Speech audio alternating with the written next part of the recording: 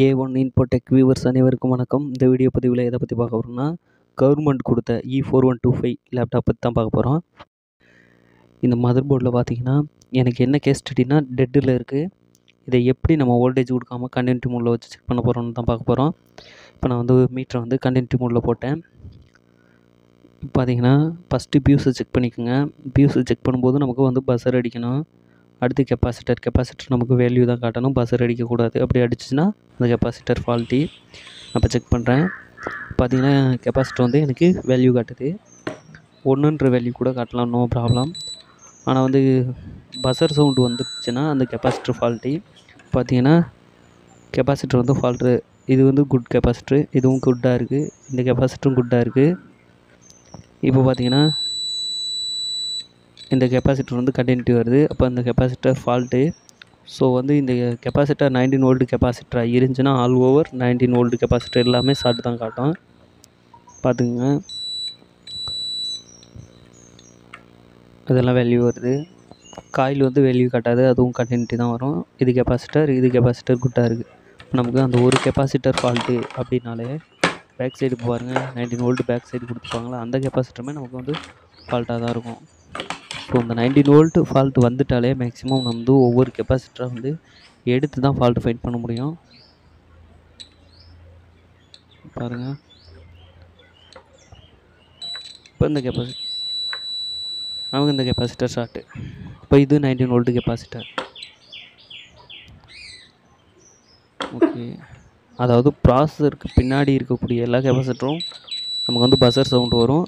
0.48 35 இந்த மாதிரி வேல்யூ காட்டுட்டு அந்த கெப்பாசிட்டரும் வந்து ஃபால்ட்டின்னு நீங்கள் கன்ஃபியூஷன் ஆகிட வேண்டாம். ப்ராசஸருக்கு பின்னாடி அல்லது ப்ராசஸருக்கு பக்கத்தில் இருக்க எல்லாமே வந்து கண்டினியூட்டி பஸர் சவுண்டு வரும். அதனால் வந்து அது ஷார்ட்னு சொல்லிட்டு அதை ஃபஸ்ட்டு ரிமூவ் பண்ணிடாதீங்க. இப்போ இந்த செக்ஷன்லாம் பார்த்தீங்கன்னா நல்லா இருக்குது. இப்போ நம்ம வந்து என்ன பண்ண போகிறோம்னா, நம்ம வந்து இப்போ ஷார்ட்டை ரிமூவ் பண்ணுறதுக்கு இந்த ஜம்பர் பேடை ரிலீஸ் பண்ணி பார்க்க போகிறோம். ஜம்பர் பேடை ரிலீஸ் பண்ணிட்டு இந்த சைடு ஷார்ட் இருக்கா அப்படின்னு செக் பண்ண போகிறோம். மேக்ஸிமம் நான் பொறுத்த வரைக்கும் 19 வோல்ட் ஷார்ட்டு கெப்பாசிட்டர் ஷார்ட்டுன்னா நமக்கு வந்து ஜம்பர் பேடை ரிலீஸ் பண்ணாலும் ஷார்ட் ரிலீஸ் ஆகாது. இருந்தாலும் நம்ம ஸ்டெப் பை ஸ்டெப்பாக செஞ்சு பார்க்கலாம், தப்பு கிடையாது. இந்த மெத்தடில் நீங்கள் வந்து உங்களோட லேப்டாப் வந்து ஷார்ட்டில் இருக்குது அப்படின்னாக்கா நீங்கள் இந்த மெத்தடே ஃபாலோ பண்ணிக்கோங்க. இப்போ அந்த இடத்துல பார்த்தீங்கன்னா அந்த ஜம்பர் பேடு கொடுத்துருக்காங்க பார்த்தீங்களா, இந்த கெப்பாசிட்டர் நமக்கு வந்து பஸர் சவுண்டு வருது. ஸோ இதுதான் ஃபால்ட்டுன்னு சொல்ல முடியாது, செக் பண்ணி பார்ப்போம். இந்த கொடுத்துருக்காங்க பார்த்தீங்களா அந்த ஜம்பர் பேடு, இது வந்து லைட்டாக தின்னரை வச்சோ எதையாவது வச்சு எனாமல் இருக்குது அதில், அதை வந்து க்ளீன் பண்ணி எடுத்துருங்க. எடுத்ததுக்கப்புறம் பார்த்தீங்கன்னா நம்ம வந்து விக்கை வச்சு நம்ம அந்த ஜம்பர் பேடை வந்து ரிமூவ் பண்ணணும். ரிமூவ் பண்ணிட்டு நமக்கு வந்து ஷார்ட் ரிமூவ் ஆகுதுன்னு பார்க்கணும். ஃபஸ்ட்டு வந்து ரேமை கழட்டிடுங்க. அடுத்து சிமாஸ் பேட்ரி, ஏன்னா இது வந்து 3 வோல்ட்டு வந்து நமக்கு வந்து சப்ளை கொடுக்கும். இது பயாஸுக்கும் ஐஓவுக்கும் போகும். ஸோ இதை போட்டுக்கிட்டு நீங்கள் வந்து அயனை யூஸ் பண்ணிங்க அப்படின்னா மதர் போர்டு டெட்டாக கூட வாய்ப்பாக இருக்குது, அது வந்து சரியாகாது. ஸோ அதை ரெண்டையும் ரிமூவ் பண்ணிட்டு ஒர்க் பண்ணுங்கள்.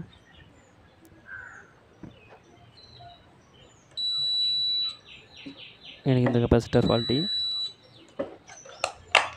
இந்த கெப்பாசிட்டரும் எனக்கு ஃபால்ட்டி மாதிரி தான் காட்டுது.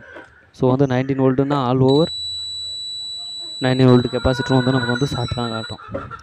ஸோ அதனால் வந்துட்டு இந்த கெப்பாசிட்டர் வந்து எல்லாமே ஃபால்ட்டு அப்படின்னு நீங்கள் டிசைட் பண்ணிக்கூடாது. ஏதாவது ஒரு கெப்பாசிட்டர் தான் நமக்கு போயிருந்துருக்கும். ஸோ இப்போ இந்த வந்து ஜம்பர் பேடை ரிலீஸ் பண்ணிட்டு பார்ப்போம். ஃபஸ்ட்டு வந்து NC தின்னர் எடுத்துக்கிறேன். எடுத்துகிட்டு இப்போ வந்து இந்த எனாமலை வந்து நான் க்ளீன் பண்ண போகிறேன். உங்கள்கிட்ட IP இருந்தாலும் ஓகே, NC இருந்தாலும் ஓகே, ஏதோ ஒரு தின்னரை வச்சு அந்த ஜம்பர் பேடை வந்து க்ளீன் பண்ணிக்கோங்க. எனாமலை க்ளீன் பண்ணிட்டீங்கன்னா உங்களுக்கு வந்து பேஸ்ட் அப்ளை பண்ணிட்டு அதுக்கப்புறம் வந்து ஜம்பரை ரிலீஸ் பண்ண ஹெல்ப்பாக இருக்கும். பக்கத்தில் இருக்க வந்து ஸ்டிப்போட கிளிப் இருக்குது பார்த்தீங்களா, அதில் பற்றக்கூடாது. ஏன்னா ஹீட் ஆகும்போதும் வந்து உங்களுக்கு வந்து ஃபிக்கும் ஹீட்டாக இருக்கும். அது போயிட்டு அந்த ஜம்பர் பேட்டில் இதிலெல்லாம் பட்டுச்சுன்னா உங்களுக்கு வந்து ஸ்டிப்பு மாட்டக்கூடிய அந்த இதில் பட்டுச்சுன்னா பிளாஸ்டிக் தான், அது மெல்ட் ஆகி போயிடும். கவனமாக செய்யுங்க. இப்போ இந்த நான் ஜம்பரை ரிலீஸ் பண்ணிட்டு ஷார்ட் செக் பண்ணுறேன். பார்த்தீங்கன்னா எனக்கு வந்து ஷார்ட் வந்து ரிலீஸ் ஆகலை. மேக்ஸிமம் 19 வோல்ட்டு ஷார்ட்டு அப்படின்னாலவே வந்துட்டு நீங்கள் ஜம்பர் பேடை ரிலீஸ் பண்ணி நோ யூஸ். அதை வந்து நீங்கள் ஜம்பர் பேடை வந்து ஓப்பன் பண்ண தேவையே இருக்காது. இருந்தாலும் நான் உங்களுக்கு ஸ்டெப் பை ஸ்டெப்பாக எப்படி செஞ்சு பார்க்குறதுக்காக நான் இது பண்ணுறேன். ஃபஸ்ட்டு பேஸ்ட் அப்ளை பண்ணிப்போம். இது பார்த்திங்கன்னா மெக்கானிக்கல் பேஸ்ட்டு. இந்த பேஸ்ட்டு கொஞ்சம் லோ காஸ்ட்டில் இந்த பேஸ்ட்டு கொஞ்சம் நல்லாயிருக்கும். ப்ளோயரை போட்டுக்கோங்க. 380 400 ஹீட் வச்சுக்கோங்க. ஏர் வந்து பார்த்திங்கன்னா 2 அல்லது 3 இந்த மாதிரி தான் வச்சுக்கணும். ஏன்னா நம்ம எடுக்கும்போது இப்போ கெப்பாசிட்டர் ரிமூவ் பண்ணும்போது அது பறந்துடும். அதனால தான் ஓவர் ஹீட்டாக இருந்துச்சுன்னா பக்கத்தில் இருக்க காம்பனன்ட்ஸும் ஹீட் ஆகிட்டு தூரமாக போயிடும். அந்த கெப்பாசிட்டராக இருந்தாலும் சரி, பக்கத்தில் போட்டுக்கிற ரெசிஸ்டன்ஸாக இருந்தாலும் பறந்துடும். அதனால் ஏர் வந்து கொஞ்சம் கண்ட்ரோலாக வச்சுக்கோங்க. உங்களுக்கு எவ்வளோ தேவையோ பாருங்கள். நான் கெப்பாசிட்டரை ரிமூவ் பண்ணிட்டேன். ரிமூவ் பண்ணிட்டு பக்கத்தில் வந்து அங்கனே ஒட்டி வச்சுருக்கேன். எனக்கு ஷார்ட் ரிலீஸ் ஆயிடுச்சு. ஸோ எனக்கு இந்த கெப்பாசிட்டர் தான் ஃபால்ட்டு. நம்ம அடுத்த பகுதியில் பார்ப்போம். இப்போ இந்த கெப்பாசிட்டரை வந்து செக் பண்ணி பார்க்குறேன். கெப்பாசிட்டர் செக் பண்ணும்போது ஷார்ட் காட்டுது. கெப்பாசிட்டர் பேடில் வச்சு இந்த சைடு வச்சு செக் பண்ணும்போது எனக்கு ஷார்ட் காட்டல. நம்ம வந்து போர்டை திருப்பி பேக் சைடு வந்து ஒரு வாட்டி செக் பண்ணிக்குவோம். நமக்கு ஷார்ட் ரிலீஸ் ஆகிடுச்சு. வேல்யூ காட்டுது பாருங்கள். இந்த கெப்பாசிட்டர் எனக்கு வேல்யூ காட்டுது. எனக்கு ஷார்ட்டு கிடையாது. ஜம்பர் பேடு எந்த அளவுக்கு ஜம்பர் பேட் ரிலீஸ் பண்ணியிருந்தீங்கன்னா ஜம்பர் பேடெல்லாம் வந்து க்ளோஸ் பண்ணிக்கோங்க. க்ளோஸ் பண்ணிட்டு அதுக்கப்புறம் பார்த்தீங்கன்னா அந்த ஃபால்ட்டியான கெப்பாசிட்டரை வந்து ரிமூவ் பண்ணிட்டு வேறு கெப்பாசிட்டர் புதுசாக மாற்றணும். Same place same scrap board இருந்துச்சுன்னா அதே சேம் பிளேஸில் உள்ளதை எடுத்து மாற்றிக்கோங்க. அது நான் போலாரிட்டி கெப்பாசிட்டர் எந்த டைரெக்ஷனில் வேணாலும் ஃபிட் பண்ணிக்கலாம். பாருங்கள், இதெல்லாம் எனக்கு வந்து ஷார்ட் ரிமூவ் ஆயிடுச்சு. நான் போலாரிட்டி கெப்பாசிட்டர் இதோட இஎஃப்பும் எத்தனை ஃபேரடுன்றதை நான் உங்களுக்கு அடுத்த வீடியோவில் சொல்கிறேன்.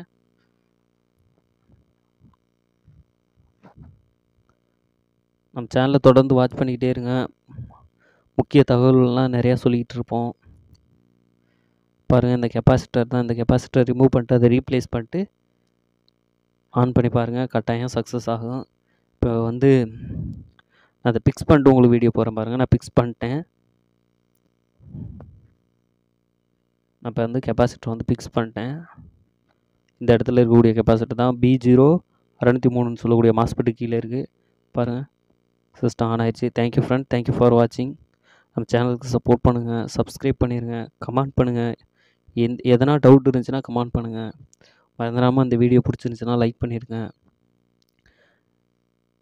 நீங்கள் பண்ணுற ஒவ்வொரு லைக்கும் தான் நம்மளுக்கு அடுத்தடுத்த வீடியோ போடுறதுக்கு ஒரு மோட்டிவாக இருக்கும். ப்ளீஸ். இந்த வீடியோ பார்த்தீங்கன்னா நான் வந்து ஒரு வாரம் கழித்து தான் நான் வந்து இதை வந்து போஸ்ட் பண்ணுவேன். அந்த சிஸ்டம் நல்லா வேலை செய்யலையா அப்படின்றத செக் பண்ணிட்டு தான் நான் உங்களுக்கு வீடியோவே கொடுப்பேன். இது வந்து சக்ஸஸ் ஆனதுனால தான் நான் உங்களுக்கு இந்த வீடியோவே நான் வந்து டெலிகாஸ்ட் பண்ணுறேன் ஃப்ரெண்ட்ஸ்.